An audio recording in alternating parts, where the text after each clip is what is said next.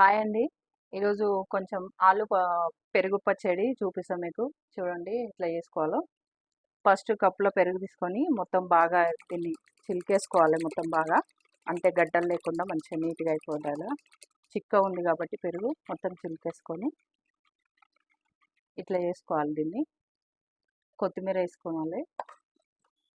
కొత్తిమీర తర్వాత ఆనియన్స్, కొంచెం కారం, ఉప్పు వేసుకుందాం.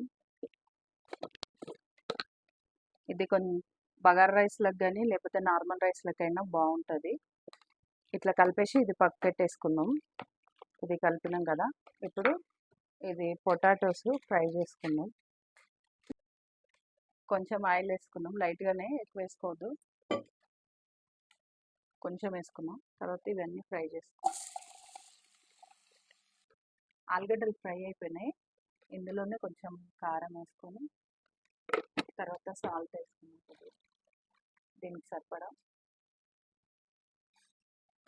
ఇట్లా కలిపేసుకొని దీన్ని తీసి పెరుగులు వేసుకున్నాం.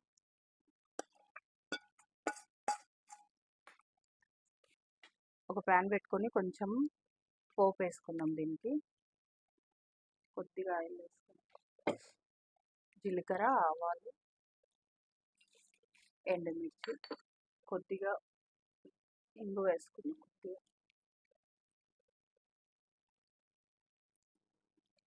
కొద్దిగా కరివేపాకు, కొంచెం పసుపు వేసుకుందాం. అయిపోయింది. దీంట్లో వేసుకొని తాలింపు. ఇది బగారన్నంలో కానీ మామూలుగా వైట్ రైస్లో కూడా బాగుంటుంది. మీరు ఒకసారి దీన్ని టేస్ట్ చేసి చూడండి.